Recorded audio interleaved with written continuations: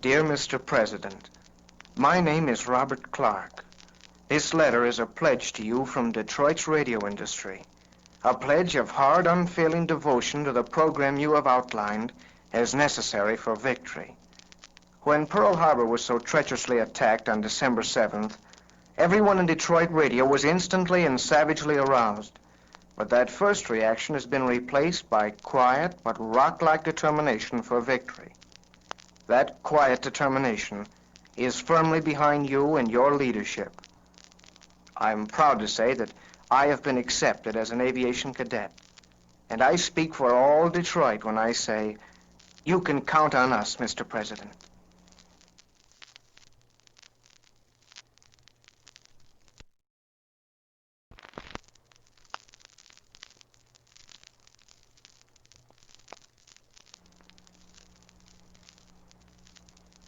Dear Mr. President, this is Robert Bruce Graham of Detroit, Michigan. I work in the trim department of the Ford Motor Company. I know everything that can be done to safeguard our United States will be done in the best possible way, the American way. We all realize the price one has to pay for war, but whatever the cost may be, our freedom is worth much more. Buy bonds and stamps, and then buy more bonds. Don't forget to say yes to the American Red Cross. May God speed our victory.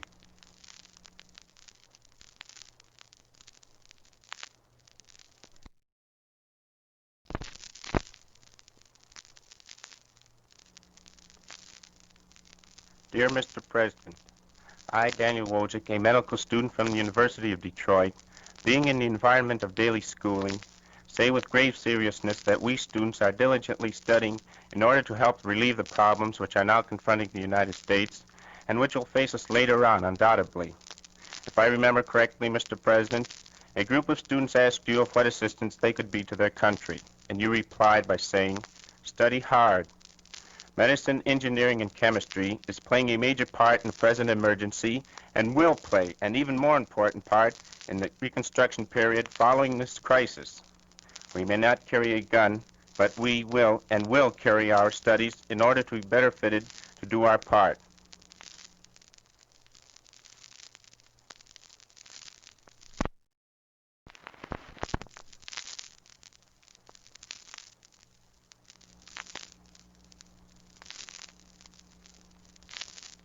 Dear Mr. President, I'm Henry McCall of Detroit, just one of the millions who during these trying times will cooperate in every way I possibly can. Not only am I buying defense stamps, but will join a transportation division of the Home Defense Program just as soon as it is organized. The men of Brewery Workers Union, Local Number 38, have bought over $4,000 in defense bonds this week. And at the present time, they are formulating plans to purchase a mobile kitchen for the local Red Cross. Also in the same week, 15 of our members have donated into the Red Cross blood bank. All of this sums up the people here in Detroit, and no doubt throughout this glorious country of ours are pitching in more than ever.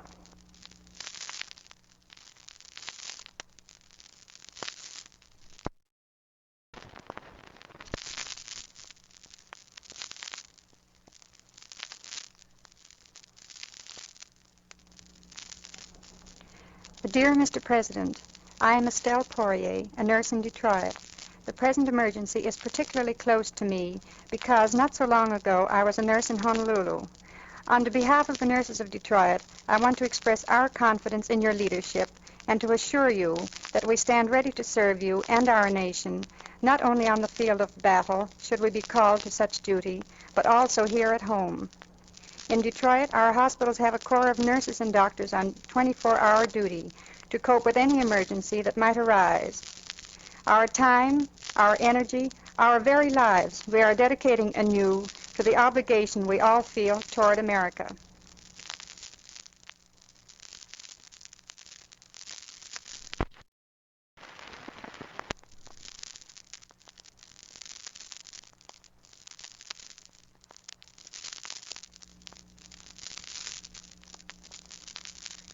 My name is Nicholas S. Gromkowski.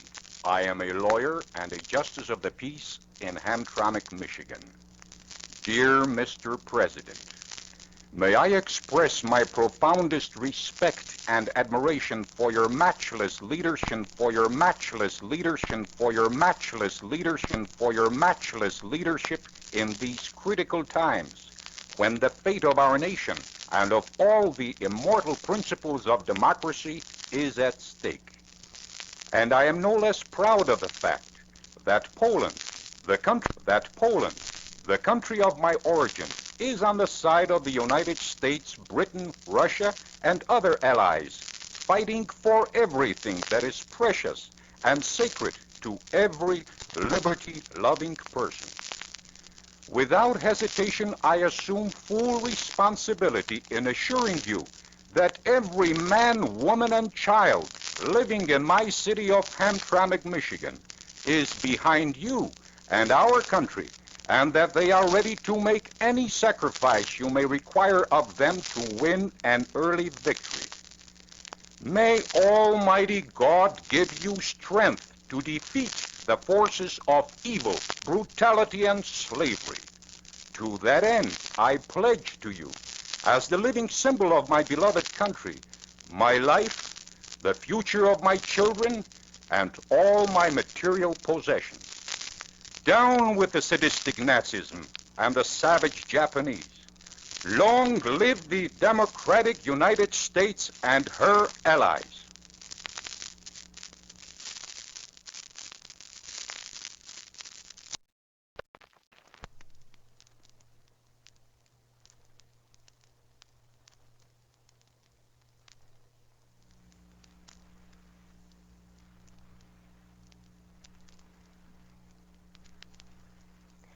Dear Mr. President, this is Mrs. Elaine Ozier, and I'm a Detroit housewife, mother of 2 children, and so awfully proud and happy to have this chance to tell you how safe I feel to know that you're guiding us through this deadly crisis. And oh, how glad I am that this suspense of waiting is over. We're in there to win, and win we shall, because God's on our side, and no holds barred.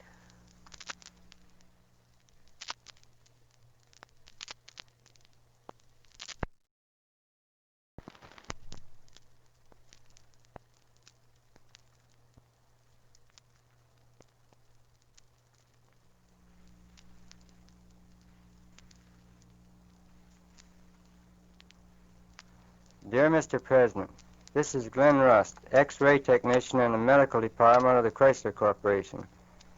I know that each and every employee of the Chrysler Corporation is for you 100%. Now that we all know where we are a united people again.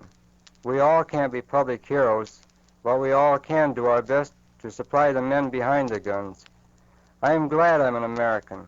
I wouldn't trade my country for any country in the world.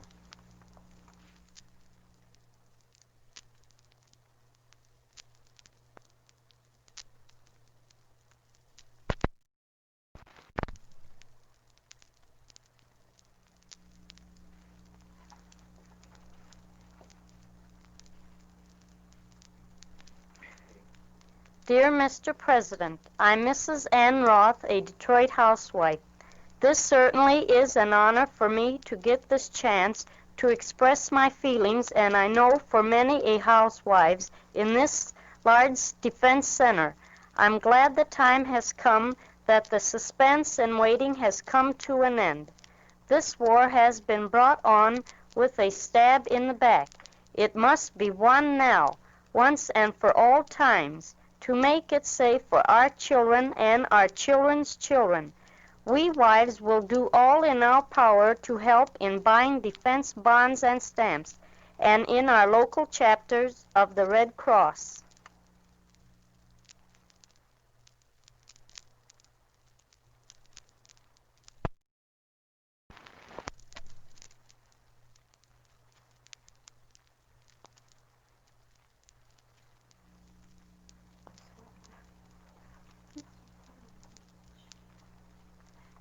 Dear Mr. President, I, Dolores Fortier of Detroit, Michigan, employee of the Atlantic and Pacific Tea Company, believe that your work is outstanding. I, as well as the employees of the company, am cooperating as much as I can by buying stamps every week. We are going to wipe out the Pearl Harbor shock. We know under your leadership we will be victorious.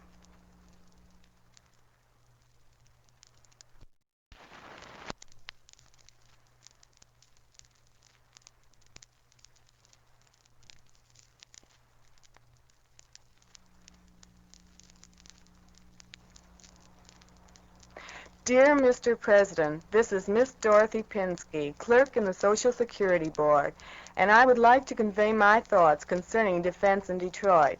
Detroit is behind you and your program, and certainly is showing it by the shift from an automotive center to a defense center.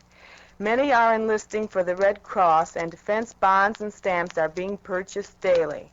Everyone seems to appreciate the fact that in order to be secure, we must do everything we can to protect our ideals that others fought so hard to maintain, and anything we do is little enough.